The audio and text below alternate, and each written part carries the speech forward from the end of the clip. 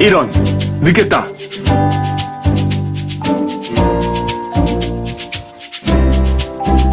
안녕하세요.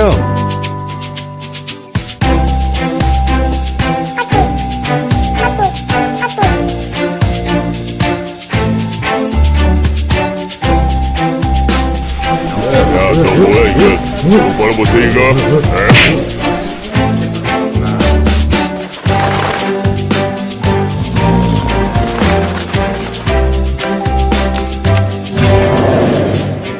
뭐야, 이건 예배가 아니잖아!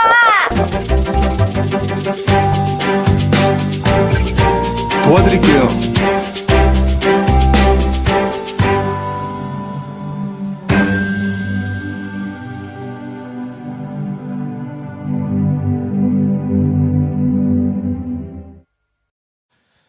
여러분이 하나님의 말씀을 듣는 귀가 열려지는 만큼 믿음으로 살게 됩니다. 그래서 하나님의 음성을 듣는 귀를 여는 일이 대단히 중요한데, 이미 하나님의 음성은 여러분들이 다 듣고 있습니다. 오늘 이렇게 주일 예배를 드리러 온 거 보면 주님의 음성을 다 듣고 있는 겁니다. 목사님, 저는 주님의 음성을 듣고 온 게 아니고 제 애인이 안 나오면 교제를 끊겠다고 그래서 나왔는데요. 그런 분이 혹시 있습니까? 부모님이 저 뒤에서 나를 지켜보고 있는데요. 이런 분도 있습니까? 네. 그것도 다 들은 겁니다. 여러분이 마음으로 받아들여져서 여기 오신 게 아니라 하더라도 글을 통해서, 내가 못 알아들으니까 사람을 통해서 하나님이 여러분을 부르시는 거예요. 여러분이 그 점을 인정하면, 하나님이 그 사람을 통해서 나를 부르셨구나 해도 틀린 말이 아닙니다. 하나님이 부르시지 않은 사람이 여기 온 사람은 한 사람도 없습니다. 그런데 대부분 사람들은 주일에 교회 가야지, 이런 생각이 있었던 거예요. 그 생각을 통해서 주님의 음성을 듣습니다. 육성으로 듣는 거 아닙니다. 여러분의 마음의 생각을 통해서 주님이 여러분에게 말씀하시는데,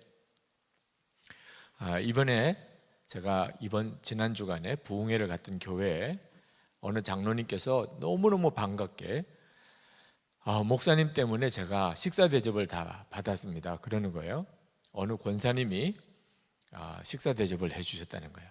두현이라고 하는 이름을 가진 권사님이신데, 장로님이 전혀 밥을 사겠다고 한 적도 없고, 또 사면 장로님인 당신이 사셔야 하는데, 이 권사님이 그냥 다짜고짜, 장로님 제가 오늘 밥 살 테니까 지금 같이 가세요. 그래서 왜 그러시냐, 드릴 말씀이 있다는 거예요. 그래서 가서 식사를 하는데, 드릴 말씀이 딴 게 아니고 간증이라는 거예요. 내 간증 좀 들어줄 사람이 좀 필요해서 장로님을 모시고 왔다고 하면서 부흥회 때 하나님의 음성을 듣는 귀를 하나님 열어주셨다는 겁니다. 하나님의 음성을 들었다는 거죠. 말씀을 듣는 중에 하나님의 음성은 육성으로 듣는 게 아니고 생각에 갑자기 떠오르는 방법으로 하나님이 내게 말씀하신다. 성령께서 생각나게 하시리라, 그렇게 하셨거든요. 정말 너무 자기에게는 충격이었다는 겁니다. 하나님의 음성을 그렇게 듣는 건가. 그런데 그 다음날 새벽에 새벽 기도를 가려고 밤에는 생각을 하고 잤지만 자명종이 딱 울리더래요. 그런데 도무지 못 가겠더래요. 너무너무 피곤해서 잠이 오고. 그래서 그냥 자명종만 끄고 못 가, 그러고는 자리에 딱 누웠는데, 두현아, 새벽 기도 가야지. 분명히 주님이 그렇게 말씀을 하시더라는 거예요. 정말 누웠는데 두현아, 새벽 기도 가야지 라고 하는 생각이 너무나 분명히 드는데, 어제 그 말씀을 안 들었다면 그런 생각도 드는구나 이렇게 생각했을 텐데, 너무나 선명하게 주님이 두현아, 새벽 기도 가야지. 제정신이 아닐 정도로 놀랬다는 거예요. 벌떡 일어났어요. 그리고 그러고는 씻고, 그렇게 졸리다 못 가겠다 이거 싹 없어지고, 진짜네, 정말 예수님이 내게 이렇게 말씀하시네, 나와 같이 계시네. 그러고는 너무 자기가 놀라워서 뭐 누구에게 이야기를 해야 되겠는데, 그래서 장로님 그냥 붙잡고, 장로님 하여튼 나 좀 따라와서 내가 밥 사드릴 테니까 이야기 좀 들어줘요. 그런 간증을 들었다고, 너무너무 제게 오히려 목사님 때문에 제가 밥을 사주는 걸 잘 먹었다고 뭐 그렇게 이야기를 하시더라고요. 여러분도 믿음의 실험을 하는 데 있어서 핵심입니다. 주님께서 여러분에게 말씀하시는 것을 듣는 귀가 열리는 만큼 믿음으로 살아가는 것이 여러분에게서는 매우 중요한 현실의 문제가 됩니다. 생각으로 말씀하세요. 오늘 말씀을 들을 때도 여러분에게 말씀하시고, 그리고 예배가 다 끝나고 난 다음에 갑자기 주님이 말씀하시고, 주님이 이제 여러분에게 정말 믿음으로 살아야 될 문제들에 대해서 도전을 하시게 될 텐데, 여러분이 그 점에 대해서 주님께 생각을 집중해 놓고 계세요. 언제 어떻게 말씀하실지 처음에는 좀 잘 모릅니다. 익숙해지면 늘 주님과 교제하는 차원이 되지만, 처음에는 전혀 예상치 않았던 자리와 시간에 주님이 갑자기 여러분에게 생각을 통해 말씀하십니다. 메모지도 좀 가지고 있을 필요가 있어요. 그럴 때 이것이 주님의 생각인가 한번 써볼 필요가 있습니다. 자, 믿음의 실험, 하나님께서 여러분들에게 도전하실 때 여러분이 계속 반응하시고, 또 완성된 간증이 아니더라도 믿음으로 살아보기 시작한 간증이라도 많은 사람들 앞에 여러분들이 꼭 고백하고 나누어 보시기 바랍니다. 이제 우리 전체에 하나님께서 믿음의 역사들을 막 이루기 시작하면 정말 민족의 문제도 해결되는 역사가 일어나게 된다니까요. 믿음의 나비 효과라고 하는 책이 우리 서점에도 지금 있습니다. 믿음의 나비 효과. 우크라이나라고 하는 나라의 한 교회를 통해서 나라를 변화시키는, 우크라이나 정치를 완전히 바꾸시는 그런 놀라운 간증이 있어요. 여러분 한번 꼭 읽어보시기를 도전합니다. 아마 앞으로 하나님께서 우리 젊은이 교회를 그렇게 쓰실 수 있지 않을까 하는 생각을 했어요. 어른들 교회보다 여러분들을 통해서 하나님께서 더 그렇게 쓰실 수 있는, 한 나라의 정치를 바꿀 수 있는. 자, 이제 믿음의 실험 12번째 실험인데, 하나님의 계획을 구하라는 거예요. 하나님의 계획을 먼저 구하라. 오늘 본문 말씀은 다윗이 이제 사울 왕이 죽고 난 다음에 바로 전 이스라엘의 왕이 된 것이 아니고 7년 반 동안 지나고 난 다음에 이스라엘의 왕이 됩니다. 7년 반 동안에는 유다의 왕으로만 있어요. 자, 참 다윗으로서는 정말 답답했을 것 같아요. 그죠? 여러분 같아도 그렇죠? 이스라엘의 왕이 되기 위해서 기름 부음을 받아놓고 하나님이 계속 연단을 시킵니다. 광야 생활을 하면서 연단을 시켜요. 이제 사울 왕이 죽었어요. 이제는 이스라엘의 왕이 되는가 그랬는데 7년 반을 또 더 지나요. 유다 지파의 왕으로만 있다가 7년 반 동안을 또 지납니다. 그 사이에 이 사울 왕의 신하였던 아브넬이 자기 자신의 정권욕 때문에 그 사울의 아들이었던 이스보셋을 왕으로 추대합니다. 정통성으로 따지면 이스보셋이 맞아요. 사울 왕의 아들이니까. 하나님의 계획은 다윗이지만, 그러니까 사람들이, 지파들이 11지파가 다 이스보셋에게 붙습니다. 정통성으로는 왕의 아들이니까. 다윗은 정통성으로는 전혀 사울 왕하고는 혈족 관계가 아니잖아요. 그러니까 유다 지파만 다윗의 휘하에 있고 나머지 11지파는 다 이스보셋의 치하에 있습니다. 이렇게 7년 반을 지내는 거예요. 얼마나 답답하고 지겨웠을까요? 여러분의 문제라면 정말 하나님 왜 이렇게 속 시원하게 뭐가 딱 해결이 안 되고 이건 또 뭡니까 7년 반. 그럴 수 있어요. 여러분이 이제 믿음으로 살아보기 시작하면 이렇게 하나님이 좀 더디다, 답답하다 이런 느낌을 받을 때도 여러분 있습니다. 그래서 오늘 말씀을 통해서 여러분에게 믿음으로 살아가는 동안에 이런 일이 있을 경우에 어떻게 그것을 보아야 할지를 여러분에게 말씀을 드리려는 겁니다. 혹시 여러분 중에 하나님의 역사를 기다리기가 너무 지겹다.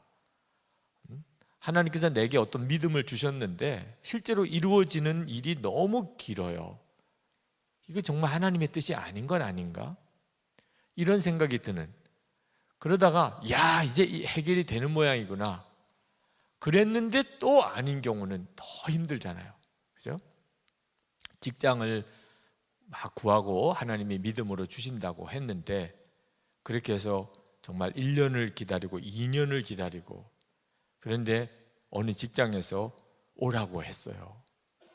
아, 정말 이제 하나님이 이렇게 응답해 주셨구나. 그래서 교회에다 간증하고 감사헌금 내고 그리고 이제 갔더니 조금 더 기다려보라. 갑자기 이런 말을 하더니 연락을 줄 테니까 일단 채용은 됐는데 아직까지 자리가 안 나서 그러니까 조금 기다려보라. 그런데 한 달도 지나도 연락이 안 오고 2달 지나도 연락이, 이러면 얼마나 짜증나요. 광고까지 다 하고 간증까지 다 했는데 교회 나올 수도 있어요. 요즘에 직장 잘 나가요. 그러면 뭐라고 대답을 해야 돼요? 이 다윗이 꼭 그런 꼴이 된 겁니다. 왕이 결국 되긴 됐는데 아직까지 이스라엘의 왕은 아니에요. 유다 지파의 왕으로. 그것도 그저 몇 개월, 1년 이 정도가 아니고 7년 6개월 동안을 그러고 지나는 겁니다. 정말 다윗으로도 속 터질 일이죠. 이게 하나님의 뜻이 이루어진 거예요, 아니에요? 하나님이 왜 일을 처리해도 이렇게 처리하시죠? 여기에 하나님의 계획이 있었던 것인데 왜 하나님이 이렇게 하셨는가? 하나님의 계획은 이제 오늘 말씀에 나옵니다. 이 7년 6개월 동안 이스보셋이 이제 꼭두가시 왕이죠. 실제로는 그 아브넬이라고 하는 사울 왕의 신하가 실권을 잡고 있습니다. 근데 이 7년 6개월 지나는 동안에 그 자체 안에서 내분이 일어나요. 그래서 이스보셋이 신하의 손에 의해서 죽습니다. 자, 이런 일이 벌어지면서 사울 왕의 집안이 완전히 무너져요. 그때서야 이스라엘의 모든 장로들이 다윗을 찾아옵니다. 다윗을 찾아와서 우리 왕이 되어 주십시오. 그래서 다윗이 전 이스라엘의 왕이 됩니다. 자, 잘 보세요. 다윗이 무력으로 가지고 이스라엘의 왕권을 취한 게 아닙니다. 온 이스라엘의 장로들이 다윗에게 찾아와서 우리 왕이 되어달라고. 처음에는 유다 지파의 왕이었는데 나중에는 전 이스라엘의 장로들이 와서 다윗 당신이 우리의 왕이십니다. 그러면서 하는 이야기가 우리가 벌써부터 알고 있었다는 거예요. 진짜 이렇게 말하는 사람이 속 뒤집어 놓는 사람이죠. 벌써부터 알고 있었다는 게 자기들은 당신이 우리의 왕인 줄. 다윗도 참 마음이 넓지요. 아우, 그랬습니까? 늦게 왔다는 이야기는 하나도 안 하고 알겠습니다. 제가 그러면 왕으로 당신들을 잘 섬기고 나라를 다스려 보겠습니다. 이래서 이제 온 이스라엘의 왕이 된 거예요. 하나님께서 뭘 하시려고 하신 거죠? 다윗이 스스로 왕이 되고자 하는 욕심으로 그리고 무력을 가지고 왕권을 빼앗은 사람이 아닙니다. 다윗은 이스라엘의 전 장로들이 와서 당신이야말로 진짜 온 이스라엘의 왕이군요. 우리의 왕이 되어달라고 해서 왕이 된 사람이에요. 하나님은 다윗을 이런 왕으로 세우시려고 이제 이런 과정을 거친 겁니다. 사울 왕에게 계속 쫓기는 생활을 광야에서 하게 하고 그 다음에 다시 7년 반 동안 아브넬을 통해 가지고 또 기가 막힌 어려운 과정을 7년 반 동안 또 겪게 하고 마지막 결론은 온 이스라엘 백성들이 다윗이 진짜 왕이구나. 그래서 다윗이 왕으로 취임하게 되는 이런 과정을 하나님이 거치게 하시려고 이제 7년 6개월을 더 보내게 하신 거예요. 하나님께서 하시는 하나님의 계획은 어떤 때는 우리가 생각할 때는 답답하고 너무 늦고 어떤 때는 이루어지지 않는 방법처럼도 보입니다. 어리석은 방법처럼. 그러나 하나님의 계획만이 완벽해요. 자, 다윗이 모세가 이스라엘 백성을 애굽에서 구원하려고 할 때 40살 때 이미 하나님의 계획을 깨달았어요. 근데 다를 깨닫지는 못했고 하나님이 이스라엘 백성을 구원하려고 하시는구나. 그리고 나를 통해서 그렇게 하시려는구나. 그래서 자기가 무언가 역할을 해야 된다는 것을 느끼고 40살 때 생각해 보니까 자기가 지금 무언가 역사할 수 있는 딱 좋은 때예요. 그죠? 나이도 적절하고 그리고 배우기도 자기가 많이 배웠고 뭔가 해볼 만해요. 누구랑 싸워도 자기가 조금도 울릴 것도 없고 애굽에서 왕자로서의 모든 교육과 무술을 다 단련한 사람입니다. 그래서 떨쳐 일어나지요. 그리고 애굽 사람한테 괴로움을 당하고 있는 자기 동족 노예 생활을 하고 있는 거죠. 그 애굽 사람을 쳐가지고 죽여버립니다. 그때까지는 무언가가 이루어지는 것 같았어요. 야, 이제 내 동족들이 내 존재를 이해하고 나를 따를 것이다, 이런 생각도 했는데 그 다음날 확 꺾어집니다. 자기 동족들끼리 싸우는데 모세가 이게 무슨 일입니까? 우리 동족들끼리 왜 싸우십니까? 그랬을 때 아니 당신이 우리 재판장이요? 아니 어제는 애굽 사람을 죽이더니 오늘은 나를 죽일 것이요? 이러면서 대드는데 확 마음이 꺾어지는 거예요.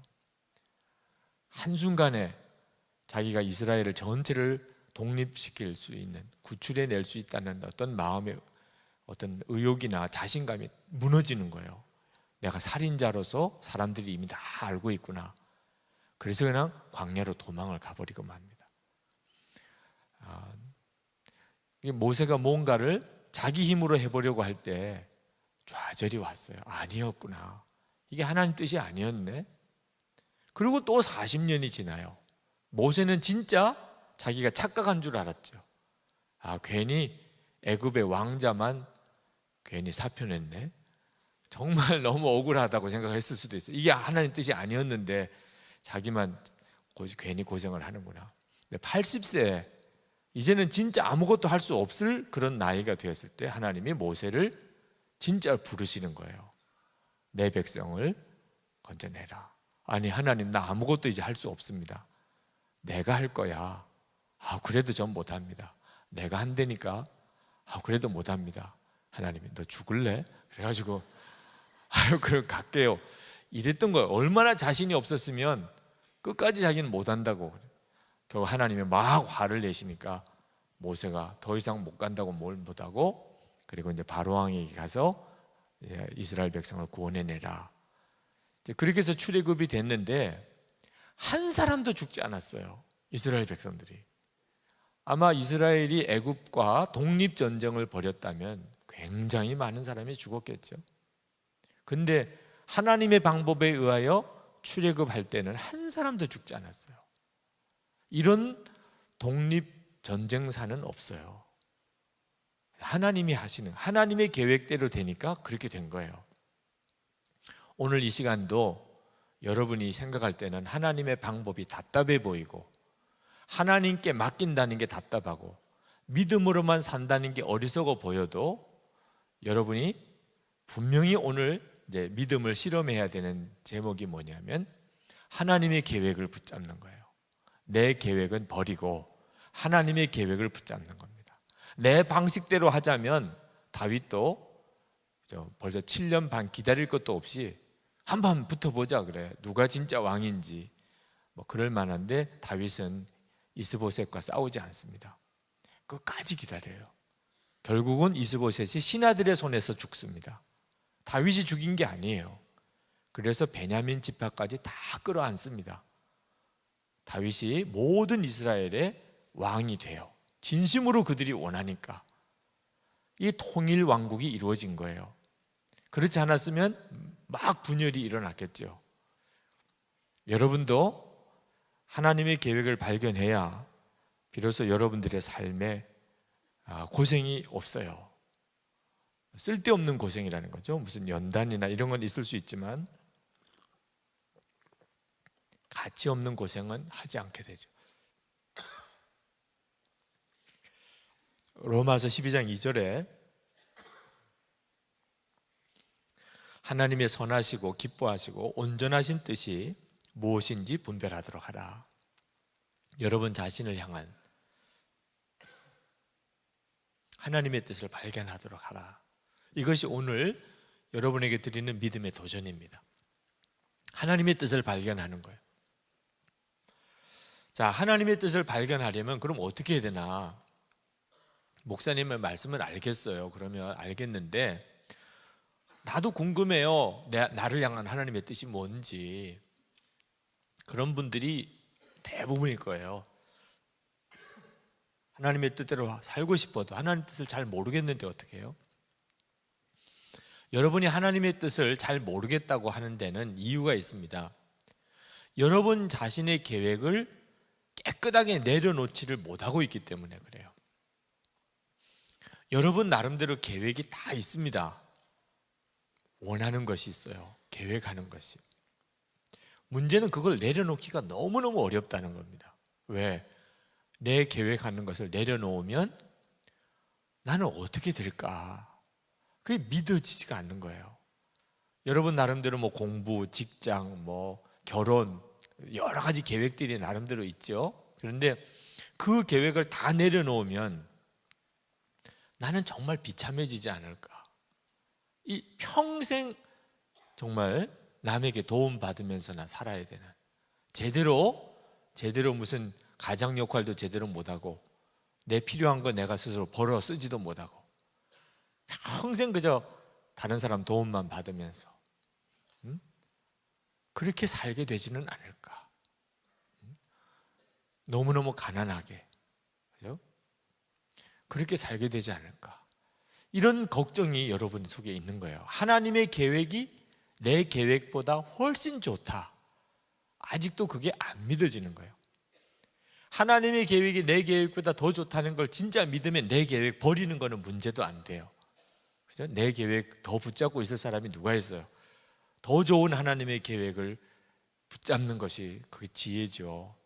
그런데 하나님의 계획에 대한 두려움이 있는 거예요. 하나님의 계획이 있을까 믿어지지도 않고 있어도 뭐겠어요? 신학교 가라는 거겠지 뭐. 그죠? 가난한 신학생 전도자한테 결혼하라는 거겠지 뭐. 결국 사모되라는 거나 그렇지 않으면 선교사 가라는 거나 그것도 제일 어려운 뭐 북한에 가라는 거나 그런 거 아니겠어요? 그죠? 아니면 맨 노방전도 나가라는 거겠지. 지하철에서 뭐 주 예수를 믿으십시오 뭐 이러면서. 여러분 나름대로 하나님의 계획이라는 걸 너무 부정적으로 생각을 하고 있는 겁니다. 그래서 하나님의 계획대로 되는 것이 걱정스러운 거예요. 아, 내 인생도 있는 건데, 그죠? 그런 생각을 하니까 내 계획을 깨끗하게 놓지를 못합니다. 내 계획을 깨끗하게 놓지 않으니까 하나님의 계획은 계속 혼란스러운 거예요. 여러분의 계획을 이루려고 여러분 스스로도 자기도 모르게 계속 몸부림치는 거 아십니까? 결국은 여러분이 원하는 거, 여러분이 계획하는 것을 이루어 보려고 막 몸부림을 치고 살아요. 아닌 것 같으면서도 여러분 스스로가 여러분이 원하는 삶을 살아보려고 막 애를 쓰지만 마지막이 어떨까요? 그걸 여러분은 모르니까, 내가 지금 이렇게 사는 결론이 어떤지를 모르니까, 그러니까 그대로 그냥 여러분의 계획을 이루려고 살아요. 어떤 한 자매가 시집을 갔는데 시집을 가보니까 가정 꼴이 말이 아니에요. 사실은 그 집안 형편을 다 알고 결혼하는 건 대부분 아니잖아요. 그냥 겉으로만 소개한 선볼 때 괜찮다, 이건 진짜 아니거든요. 그거 얼마든지 꾸밀 수 있어요, 그죠? 선볼 때야 뭐 엄청난 곳에서, 그죠? 그 친척들 다 제대로 화장하고 분장시키고 이렇게 앉아 있으면 다 대단한 집안이죠. 네. 미리 또 오기 전에 더 연습도 하고 말도 맞추고, 그죠? 네. 아, 우리는 왜 이렇게 돈이 많은지 몰라. 뭐 이렇게 서로 해놓고 나면 분위기도 그럴듯 하잖아요, 그죠? 근데 막상 결혼해서 가보니까 전혀 아닌 경우도 있거든요. 시집 가서 막상 가서 살아보니까 꼴이 말이 아닌 거예요.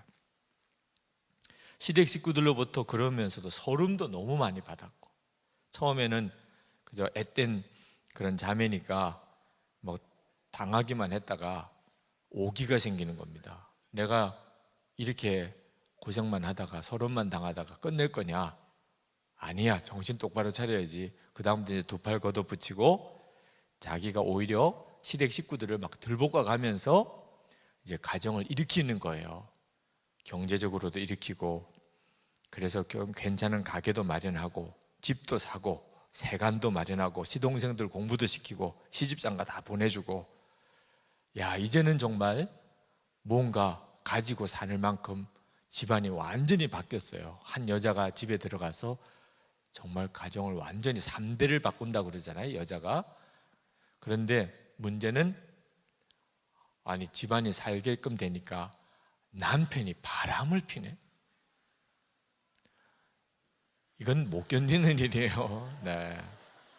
고생은 누가 했는데, 아니 이제 좀 살만하다고 한눈 팔. 정말 이런 경우는 이건 정말 못 참는 거죠, 정말. 그죠? 내가 꽃다운 이팔 청춘에 이 집에 시집 와서 온갖 고생 다 하면서 우리가 이만큼 살게 된 건데, 누구 때문에 이렇게 살게 된 건데, 당신이 이럴 수 있어? 자, 말은 틀림없이 맞는 이야기예요. 그 자매가 살았던 게 그렇게 살았고 그 자매 때문에 그 집안이 일어난 거예요. 그런데 그렇게 눈에 불을 켜고 나도 한번 잘 살아봐야 되겠다, 온 식구들 닥달하고 무능한 남편 윽박 지르면서 여기까지 왔는데 마지막이 너무 비참해지는 거죠. 이것이 바로 보통 사람들이 잘 살아보려고 열심히 애를 쓰는 삶의 마지막 결론이 이렇게 가요. 이런 결론이 올 줄 알았으면 그렇게 살았겠어요? 나중에 살만하니까 남편 바람 필 줄 알았으면 그 남편 데리고 그렇게 막 살았겠어요? 대부분 사람들이 자기 계획대로 살면 뭔가 될 거라고 생각이 들어요. 그렇죠? 어떤 직장, 어느 정도의 재정적인 안정, 공부 요거 마치고, 그리고 내가 원하는 어떤 사람과 결혼하고, 뭐 이제 나름대로 자기 나름대로 행복의 기준을 가지고 있는데, 이런 것들이 다 이루어지면 행복하게 될 거다. 절대 그렇지 않습니다. 안타까운 것은 그것을 그때 가서야 깨닫게 된다는 거예요. 그걸 지금 알면 그렇게 살 사람이 없지만, 문제는 그때 가서 이게 아니었구나, 그렇게 깨닫게 되는데 문제가 있는 거예요. 자, 고3 또 어떤 사람은 재수까지 하고 그 지옥과 같은 입시 치르고 그리고 대학을 들어갔어요. 소위 그래도 좋은 대학이라고 보통 평가하는 대학의 신입생들, 대학생들 조사를 해봤더니 60%가 후회한다는 거예요. 그렇게 하고 대학을 들어왔는데 60%가 후회한다. 그러니까 모든 대학생들을 다 조사하면 후회하는 비율이 얼마나 많겠어요. 그 입시 생활이라는 건 다 여러분들 경험해 보셨잖아요. 그렇게 모든 걸 희생해 가면서 그 제일 중요한 시간에 입시에만 모든 걸 걸고 했는데 마지막이 후회한다면 이게 정말 얼마나 비참한 겁니까? 그런데 우리는 그렇게들 살아요. 여러분의 계획을 빨리 십자가에 못 박는 것이 중요한데 그것이 열쇠입니다. 여러분이 여러분의 계획을 계속 붙잡고 있는 동안에는 하나님의 계획은 계속 애매해져요. 하나님의 계획을 잘 알기 어렵다고들 말하는 겁니다. 자, 여러분이 자기 계획을 정말 내려놓아야 하는데, 그러면 그때부터 하나님의 계획은 분명해져요. 그러면 내 계획을 내려놓으려면 어떻게 해야 되나? 나는 죽고 예수로 사는 십자가를 분명히 붙잡아야 합니다. 왜 나는 죽어야 되는가? 하나님의 계획을 구할 때조차도 우리는 나 중심으로 구해요. 하나님, 나를 향한 하나님의 계획은 뭔가요? 꼭 이렇게 물어요. 나를 향한 하나님의 계획은 뭔가요? 그러니까 응답을 못 받는다는 거예요, 계속. 하나님의 계획을 묻는데 응답을 안 해주신대. 그래서 어떻게 구했는데요? 나를 향한 하나님의 계획이 뭐예요? 우리 집에 보내신 이유가 뭐예요? 이 학교에 보내신 이유가 뭐예요? 나를 이 직장에 다니게 하시는 계획이 뭐예요? 자꾸 그렇게 묻는데 질문이 뭐가 문제가 있는 거죠? 나를 향한 요 구절이 걸리는 겁니다. 하나님의 계획을 자꾸 애매하게 내가 알게 되는 이유예요. 그럼 어떻게 해야 되죠? 나는 죽고, 그러면 나를 향한이라는 것도 이제 의미가 없죠? 나는 죽었으니까. 그러니까 이제 질문이 간단해져요. 하나님의 계획은 뭡니까? 그냥 그렇게 나오죠. 하나님의 계획이 뭡니까? 하나님의 계획이 뭐겠어요? 우리 직장을 향한 하나님의 계획이 뭡니까? 내가 살고 있는 이 지역을 향한 하나님의 계획이 뭡니까? 하나님의 계획은 그렇게 어렵지 않아요. 너무나 많이 성경에서 나와 있는 겁니다. 예를 들어서 모든 사람이 다 구원을 받는 것이 하나님의 계획이다 그러셨죠? 모든 사람이 다 구원을 받는, 우리 주님이 재림에 오시는데 그 주님의 나라를 위해 준비하는 것이 하나님께서 원하시는 것이다. 그렇죠? 믿음, 소망, 사랑, 그 중에 제일은 사랑이다. 하나님의 계획은 얼마나 쉬워요. 늘 듣던 이야기잖아요. 그럼 하나님의 계획 너무 금방 알게 되죠. 그 다음에 그러면 나는 어떻게 하나요? 그러면 너무 간단하게 나오는 거죠. 그러면 나는 어떻게 해야 되나요? 직장을 다니는데 내가 이 직장 생활하는 하나님의 계획을 알고 싶어요. 나를 향한 하나님의 계획이 뭡니까? 그러면 좀 막연해요. 답을 쉽게 하나님이 주시지 않으시는 것 같아요. 근데 그냥 이 직장에 하나님의 계획이 뭡니까? 그럼 뭐겠어요?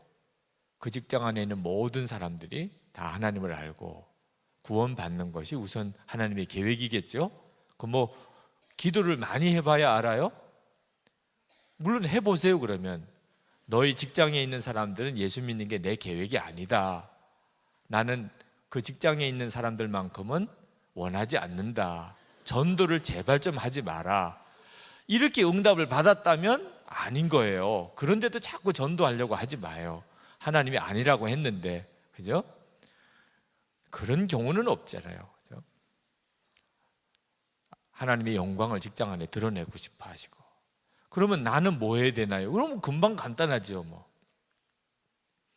우리가 하나님의 뜻을 알기 어려워하는 것은 너무 하나님의 뜻을 아는 것조차도 나 중심으로 알려고 하니까. 여러분이 궁금해하는 하나님의 뜻, 여러분을 향한 계획이 있으면 먼저 십자가를 붙잡고 물으세요. 나는 죽었습니다. 이니까 그저 하나님의 계획은 뭔가요? 그 다음에 나는 어떻게 해야 되나요? 그러면 여러분을 향한 하나님의 계획은 너무 쉽게 명확하게 나오는 거예요. 여러분이 나는 죽고 예수로 살면 기도가 달라집니다. 내가 안 죽은 사람은 기도를 어떻게 생각하냐면 내 소원을 이루는 방법으로 생각해요. 기도를. 그래서 기도를 결국은 중단하게 됩니다. 왜? 하나님은 그런 방법으로는 기도를 주신 게 아니니까. 하나님이 우리에게 기도를 주신 이유는 내 소원 이루어 달라는 방법으로 주신 게 아니에요. 만약에 그랬다면 하나님 대단히 혼란을 일으킬 수밖에 없게 돼요. 자, 내일 월요일에 만약에 쉬는 사람이 있다고 합시다. 쉬는 사람. 자, 쉬는 사람에게 있어서 내일 원하는 게 만약에 있다면 무슨 등산을 간다든지 어디 놀이를 간다든지 이러면 좋은 날씨가 필요하잖아요. 그런데 농부이신 분은 봄이 되어서 이제 농사를 시작을 해야 되는데 하나님 비가 좀 오면 좋겠습니다. 다 자기가 원하는 것을 이루는 방법으로 기도를 쓰기 시작하면 하나님이 동시에 어떻게 기도를 응답해 줘야 돼요? 기도는 내가 원하는 것을 이루는 방법이 아니에요. 미국의 남북 전쟁이 일어났을 때 그때 참 하나님께서 입장이 곤란하셨을 것 같아요. 왜냐하면 미국의 북쪽이나 남쪽이나 전부 다 하나님을 믿는 사람들입니다. 그들이 다 전쟁을 하면서 기도를 했어요. 하나님 우리가 이기게 해주세요. 그들이 다 열심히 했는데 신앙생활을 어느 쪽에서 더 열심히 했냐 하면 남쪽 사람들이 열심을 했어요. 미국의 이 남쪽 지역이 보수적인 교단들이 많고 소위 말해서 신앙에 대해서 자부심이 있었던 사람, 우리가 하나님을 잘 믿는다는 자부심이 있었던 사람. 그러니까 사실 남군이 이겨야 이게 신앙적으로는 맞아 보일 정도예요. 남쪽 사람들이 주로 보수적이고 그래도 경건한 신앙 가지고 있었던 사람, 북쪽에 있는 사람들은 주로 도시 지역이고 신앙적으로 보면은 약간 자유주의적인 신학을 가지고 있었다. 그런데 실제로는 북군이 이겼어요. 남쪽도 북쪽, 남군도 북군도 전부 다 하나님께 하나님 우리가 이기게 해달라고 기도를 했는데 하나님께서 어느 쪽은 들어주고 어느 쪽은 안 들어준 겁니까? 거기에 비밀이 있는데 어느 날 이제 북군의 지도자였던 링컨 대통령에게 참모들이 그렇게 기도하겠다. 우리가 이 대통령이 너무 이제 스트레스도 많을 것 같고 또 그때 당시에 초창기에는 북군이 굉장히 어려웠던 때니까 우리가 기도하겠습니다. 하나님 우리 편이 되어달라고 우리가 다 기도하고 있습니다. 그랬더니 링컨 대통령이 정색을 하면서 그렇게 기도하지 마시라고, 하나님 우리 편이 되어달라고 기도하지 마시라고. 그래서 다들 의아해하는 거예요. 믿음이 그렇게 좋고 기도 많이 하는 대통령이 하나님 우리 편이 되게 해달라고 기도하지 말래니, 대통령이 하는 이야기가 우리가 하나님 편에 서게 해달라고 그렇게 기도하시라. 너무너무 다른 거죠. 우리가 하나님 편에 서게 해달라고 기도해야지 하나님 우리 편에 되어달라고 이렇게 기도해서는 안 된다. 링컨이 정확히 안 거예요, 기도가 뭔지를. 기도는 내가 원하는 것을 하나님께 이루는 방법이 아니에요. 기도는 하나님께서 원하시는 것을 나를 통해서 이루시는 방법이에요.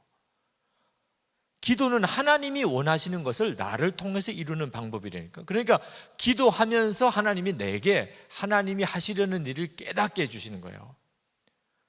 여러분이 왜 기도를 하면서도 그런 기도를 경험을 못하나?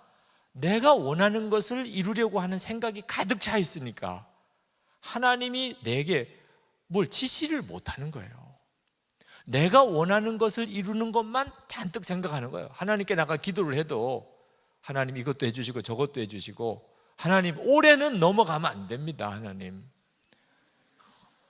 자, 하여튼 달력 넘어가는 게 정말 죽는 것 같아요. 하나님 이거 올해는 진짜 아닙니다. 이런 식으로만 매달려서 기도를 하니까 하나님이 정말 답답하신 거죠. 기도는 그게 아니거든요. 여러분이 원하는 것만 하나님이 다 이루어 주시는 기도는 실제로 하나님 이루실 수도 없어요. 기도는 하나님이 하시려는 일을 여러분에게 깨닫게 하시는 방법이에요. 하나님이 뭘 하시고 싶으신지. 에스겔서 36장 35절부터 8절까지 보면 하나님께서 이스라엘을 다 회복시키실 계획을 다 세워놓으십니다.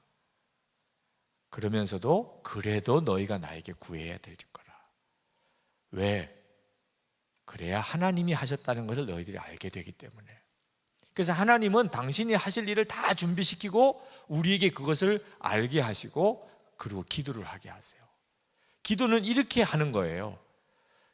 기도는 여러분이 원하는 것을 하나님께 가지고 나오는 게 아니고 하나님이 원하시는 것을 기도 중에 받는 거예요. 가정을 위해 기도하고 여러분 자신을 위해 기도하는 건 다 좋아요. 나라를 위해 기도하고 교회 위해 기도하고 다 좋습니다. 그러나 기본적으로 기도는 하나님 뭘 하시려고 하세요? 하나님 뭐 하시려고 하세요? 그러면 하나님께서 기도 중에 나에게 그것을 깨닫게 하십니다.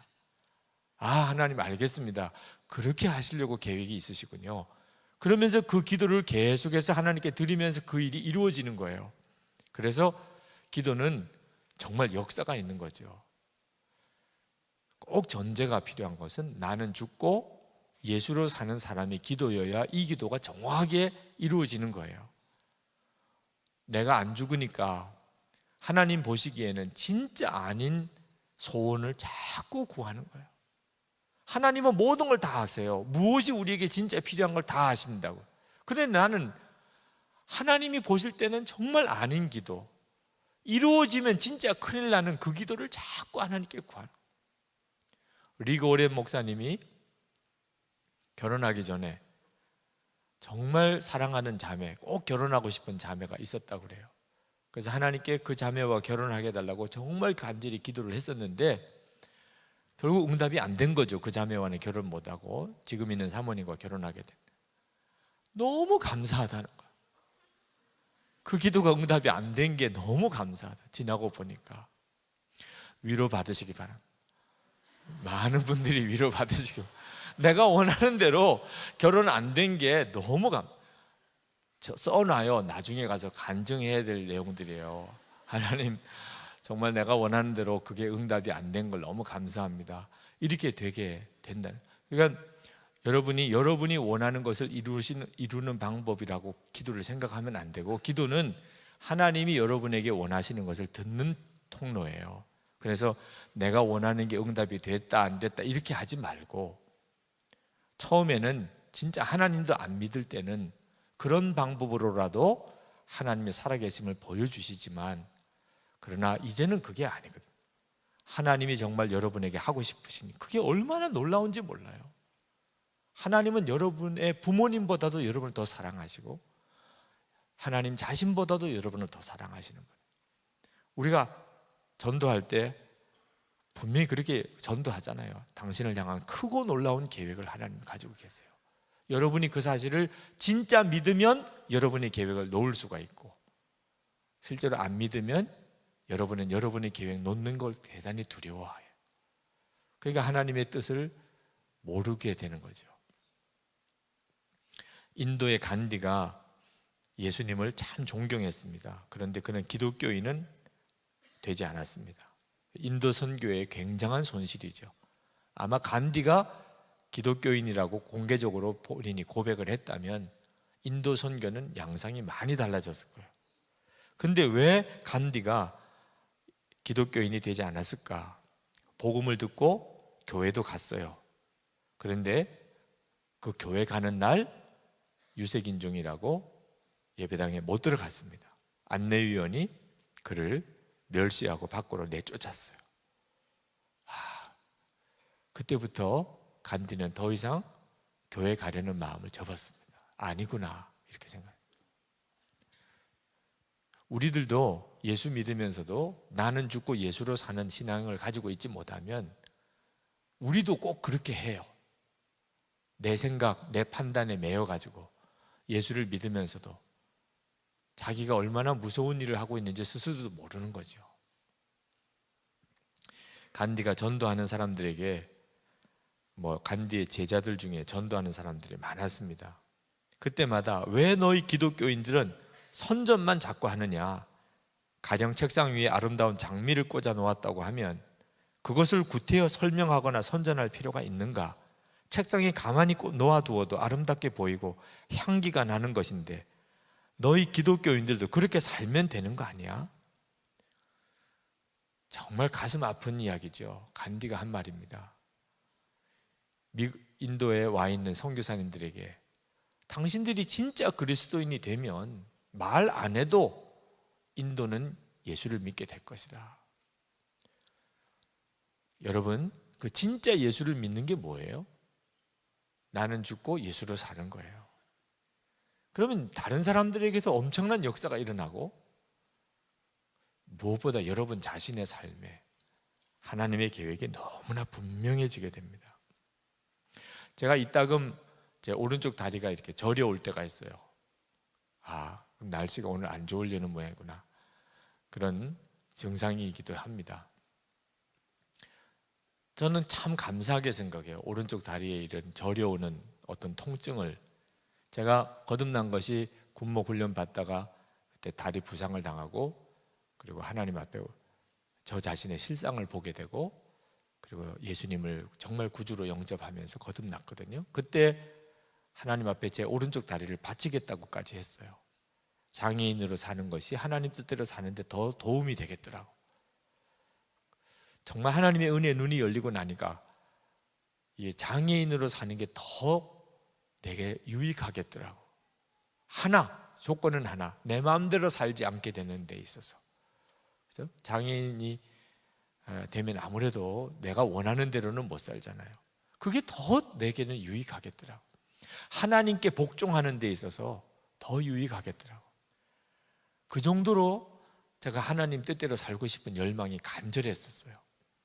그런데 다행히 수술은 잘 되고 다리를 절게 되지는 않았는데, 문제는 이제 그 다음부터 제가 그때 그 받은 은혜가 식어지면서 나도 모르는 사이에 내가 원하는 거, 내가 하고 싶은 거, 그런 쪽으로 막 내가 마음이 기울어지는 거예요. 목사이면서도 유명해지고 교회가 큰 교회 되고 그걸 성공이라고 생각하고 그런 쪽으로 자꾸 마음이 기울어지는 거예요. 근데 그때마다 다리가 저리네. 참 하나님의 축복이죠. 다리가 저리는 것을 느끼면서 그리고는 다시 1984년 4월 광주 상무대에 있는 그 광주 통합병원으로 돌아가는 거예요. 그랬었지 진짜. 그래서 다시 한번 내가 그때 하나님께서 주셨던 은혜로 다시 돌아가요. 나는 내 모든 것을 내 유익하던 걸 하나님께 내려놓고 정말 하나님의 영광만을 위해 살다가 하나님께서 수고했다 내 종아, 불러주시는 거 하나가 내게는 덜 너희 없이는 축복이다. 그걸 그때 보았어요. 그걸 다시 하나님이 다시 리마인드 시켜주는 거예요. 다시 또 방향을 잡을 수 있게 해주신 거예요. 여러분에게도 나는 죽고 예수로 사는 십자가 복음이 이미 주어졌지만, 그러나 이거는 항상 고백해야 될 복음이에요. 항상 고백. 한 번 거치고 지나가는 게 아니고 항상 고백해야 돼요. 그때마다 어떤 조정이 오느냐 하면 하나님의 계획하심이 선명하게 보이기 시작하는 거예요. 다시 한번 여러분의 계획이 죽고 나는 죽었으니까 하나님의 계획하심이 선명히 드러나는 거예요. 결혼 문제 여러분에게도 중요한 문제라 어느 교회에 참 유력한 성도님 가정에 이 외아들 혼사 문제로 난리가 났어요. 굉장히 순진하게 자란 아들인데 한 번은 친구 따라 술집을 갔다가 술집 접대부와 사랑에 빠졌어요. 참 순진하죠? 네. 아들까지 있는 여자예요. 이미 결혼을 하고 아들까지 있는 여자예요. 이 여자와 결혼하겠다고 부모님에게 이제 폭탄 선언을 하는 겁니다. 온 집안이 다 뒤집어졌어요. 목사님에게 상담 요청이 왔습니다. 상담 요청이라는 게 아들 설득해 달라는 거죠. 목사님, 아들 마음 바꿔달라고. 목사님이 아들 만나보고 또 그 여자 만나봤어요. 목사님이 객관적으로 보여지니까 두 사람이 진짜 사랑하는 게 맞아요. 이 여자가 굉장히 불행한 환경에서 자랐지만 이 아들이 이렇게 마음을 줄 만큼 착하고 굉장히 진실한 면이 있었어요. 사랑하는구나. 그럼 어떻게 해요? 이런 경우에 여러분 어떻게 해야 돼요? 말려야 돼요? 어차피 살아도 불행하게 될 테니까 여기서 깨끗하게 접으라고 해야 돼요? 아니면 어떻든지 결혼해서 잘 살도록 도와줘야 돼요? 목사님 생각에 사랑하니까 물론 여러 가지 사회적인 신분이나 이런 걸 따지는 눈에는 영 안 맞는 조건이지만, 그러나 신앙 안에서 보면은 이건 문제가 될 것도 없으니까 목사님께서 오히려 그 부모님을 설득하기로 결심을 합니다. 그래서 아들을 사랑하십니까? 예, 사랑하지요. 그러면 아들이 사랑하는 사람도 사랑해야 하지 않겠습니까? 그거 못해요! 그랬다는 거예요. 그 믿음 좋다는 권사님, 여자 권사님이 그렇게 교회 열심히 섬기고 새 가족 환영하면서 어서 오세요 그러고 그런데 그 권사님이 막 소리 지르면서 그거 못해요. 그런 여자와 우리 아들은 절대 결혼시킬 수 없어요. 자, 이렇게 되는 경우에 하나님께서 무슨 일을 못 하시는 거죠. 그죠? 자기가 생각하는 것을 내려놓지 않으니까 하나님이 얼마든지 행복하게 할 수 있는데, 그 가정 안에 놀라운 간증을 얼마든지 주실 수 있는데 못 하시는 거예요. 왜? 자기가 생각하고 있는 계획을 안 내려놓으니까. 그죠? 자, 오늘 이 시간에 여러분들 안에 하나님의 계획을 먼저 붙잡는 것에 대해서 하나님이 도전하셨어요. 자, 여러분이 청년 때이기 때문에 너무너무 중요한 이야기예요. 여러분이 이제 나이가 60이 넘어갈 때쯤 되면 이런 설교 더 필요도 없어요. 왜? 너무 잘 아니까. 내 계획대로 열심히 살았는데 결론이 뭔가? 아무것도 잡히는 게 없어. 그때쯤 되면 맞아요, 목사님 말씀이 맞아요, 이렇게 나옵니다. 근데 지금은 그게 여러분들에게는 어려울 수 있어요. 내 계획 내려놓으라. 그러면 나 망하라는 거 아니야? 나 비참하게 되는 거 아니야? 하나님 뜻대로 하옵소서 그랬다가 선교사로 끌려간 사람 많이 봤는데 이런 생각하고 나 또 이게 괜히 불길해지네 느낌이. 다 내려놓고 신학교 갈 것 같아. 오늘 은혜가 되려고 하는 거 보니까 나 사모하라는 거 아니야? 뭐 이게 별의별 생각을 다 하는 분들, 여러분의 믿음을 먼저 점검. 하나님이 정말 좋으신 하나님인가? 하나님의 계획은 진짜 구체적일까? 하나님은 풍성하신 하나님인가? 그리고 하나님의 말씀에 기초해서 보시고, 오늘 다윗의 이야기가 그래요. 하나님은 다윗을 괜히 고생시키신 게 아니었어요. 완벽하게 이스라엘의 통일 왕국의 왕을 만드시려고 그렇게 절차를 밟으신 거죠. 다윗은 만약에 다윗에게 왕이 되려고 하는 욕심이 있었다면 하나님 방법대로 못 갔습니다. 다윗이 한번 내 힘으로 해볼게요. 하나님 좀 가만히 계셔보세요. 하나님은 일을 못 하시네. 내가 도와드려야 되겠다. 이렇게 만약에 다윗이 마음을 잡았으면 이게 다 뒤에 엉기게 돼요.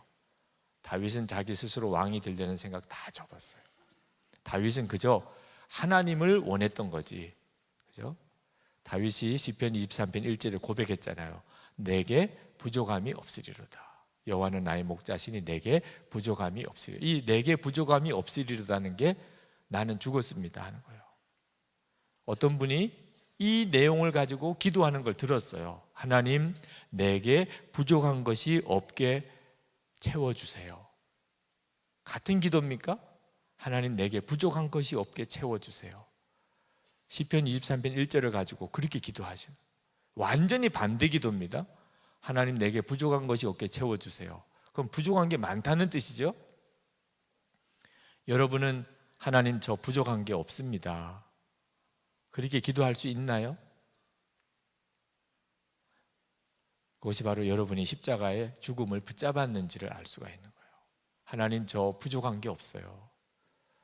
옆 사람들이 보면 기절초풍할 거지. 너 왜 부족한 게 없니? 너 부족한 거 천지지. 부모님이 들으면 진짜 걱정할. 얘 왜 이러네 도대체. 독신으로 살려고 그러냐? 나 얘 죽을 때까지 도와줘야 되냐? 왜 이러지 얘? 하나님, 나 부족한 게 없어요. 딴 사람이 들으면 기절초풍할 그 기도가 여러분의 입에서 이렇게 나와요. 이유는 하나, 예수님 내 주님이시고 나와 함께 계심을 너무 분명히 아니까. 다윗이 그런 사람이었다니까. 다윗은 광야에서 자기가 부족한 게 없다고 그랬어요. 하나님, 나 부족한 게 없어요. 그러니까 하나님이 다윗을 당신의 하나님의 뜻대로 이끄실 수가 있었던 거예요. 7년 반 다윗은 얼마든지 기다릴 수 있었어요. 광야 생활 얼마든지 기다릴 수 있었어요. 사울 죽일 수 있었는데 2번이나 내려놓을 수 있었어요. 그러니까 하나님의 계획을 다윗의 삶을 통해 이루시잖아요. 여러분이 정말 하나님 기도할 때, 하나님 나 부족한 게 없어요, 그리고 하나님이 저를 통해서 하고 싶으신 일이 있으면 말씀해 주세요. 주님의 소원을 제가 이루는 삶을 살고 싶습니다. 기도를 주님의 뜻을 아는 통로로 받으시면 그때부터 이제 주님이 하나하나 깨닫게 하세요. 처음에는 항아리에다가 물 채우라는 것 같이 좀 황당한 이야기, 그 물을 떠다가 연회장에게 갖다 주라고 하는 것처럼 말도 안 되는 이야기. 그런데 지나고 보니까 물이 포도주가 되는 역사들이 막 일어나는 거예요. 이런 일이 여러분들 가운데 일어나게 되기를 축복합니다. 기도합시다. 하나님, 정말 제가 부족한 게 없습니다. 예수님 한 분이면 진짜 충분합니다. 주님의 십자가 붙잡고 나갑니다. 주님의 계획을 제가 알기 원합니다. 나를 향한 빼겠습니다. 그저 하나님의 계획 알기 원합니다. 그리고 나를 그것에 쓰시옵소서. 통성으로 기도하겠습니다. 은혜와 사랑이 충만하신 아버지 하나님, 하나님의 크시고 놀라우신 은혜를 감사합니다. 오늘도 주님께 나와 기도하는 사랑하는 청년들을 받아주소서. 그 갈급함을 받아주소서. 그 사모함을 받아주소서. 나의 좋으신 주여 은혜를 더하여 주소서. 하나님, 마음이 간절하여 오늘도 주님의 은혜를 사모하여 왔습니다. 하나님, 주의 말씀을 사모하여 왔습니다. 주께서 말씀으로 함께 하시고 눈을 열어 주를 보게 하시고, 하나님, 우리 자신의 십자가, 하나님 주의 허락하신 놀라우신 주님의 십자가 하나님 붙잡습니다. 하나님, 내 얄팍한 계획과 계산, 꿈 주님의 십자가에 과감하게 못 박습니다. 더 놀라우신 크신 하나님의 계획을 믿습니다. 하나님의 완전한 사랑의 계획을 믿습니다. 하나님, 사랑하는 청년들의 심령 속에 말씀의 역사를 허락하소서. 성령의 놀라운 기름 부음을 주소서. 주님을 위해서 살기로 결단한 청년들을 축복해 주소서. 그 무릎을 축복해 주소서. 하나님의 놀라우신 은혜로 실제로 만져주시고 깨닫게 하시고 기름 부어주시고 축복해 주소서. 오 주여, 나의 아버지여, 그가 은혜로 도하여 주소서. 아버지 하나님, 놀라우신 아버지 하나님, 함께해 주소서. 하나님 축복해 주소서. 하나님 은혜 도하여 주소서. 주 예수님 믿습니다. 오 주 예수님 감사합니다. 역사하시는 주님 찬양합니다. 아버지 감사합니다. 놀라우신 주님의 은혜 찬양합니다. 아버지 영광 받으시옵소서. 주님 감사합니다. 아버지 하나님, 주님 앞에 간절히 머리 숙이고 다시 한번 주님의 십자가 위에 서서 하나님을 바라보는 청년들을 축복합니다. 하나님, 우리의 생각과 계획이 너무 얄팍한 것인 것을, 또 알지 못하는 것인 것을 주님 앞에 겸손히 고백합니다. 하나님을 완전히 신뢰합니다. 하나님, 우리가 의심해서 완전한 믿음으로 하나님 일어서기 원합니다. 우리 자신이 주님과 함께 십자가에 죽었음을 다시 한번 고백합니다. 주님의 말씀이 사랑하는 모든 청년들의 심령에 임하여 주옵소서. 성령님, 사랑하는 청년들의 심령을 움직이셔서 주 예수님을 바라보게 하소서. 하나님의 놀라운 계획을 바라보게 하소서. 하나님, 우리 자신의 것은 십자가에 못 박고 하나님의 놀라운 계획을 붙잡는 시간 되게 해 주옵소서. 정말 아무것도 부족한 것이 없습니다. 예수님 한 분이면, 주님이 내 목자시라면 아무것도 부족한 것이 없습니다. 그 위에 주님의 계획을 부으소서. 하나님의 놀라운 계획을 깨닫게 하소서. 언제든지 주님의 편에만 서게 하시고 청년 때부터 그 믿음의 길을 주님이 붙들어 인도하소서. 위대한 삶을 살게 하소서. 하나님의 계획에 의한 삶을 살게 하소서. 오늘도 하나님 앞에 전심으로 예배하고 하나님께 감사함으로 나아가 예물 드립니다. 청년들의 헌금 생활을 축복해 주소서. 하나님 중심 증거되게 하소서. 돈을 믿고 사는 거 아닌 것 고백하게 하소서. 베풀어주고 사랑하고 나누는 삶을 살게 꿈을 주소서. 청년 시절부터 재정적인 삶에 있어서 하나님의 역사를 보게 해주소서. 주님, 이 청년들을 통하여 한국교회와 이 민족의 장래가 놀라웠게 다시 변화될 것을 믿습니다. 믿음의 용사들로 다 일어나게 하시옵소서. 예수 그리스도 이름으로 간절히 축복하며 기도합나이다. 아멘.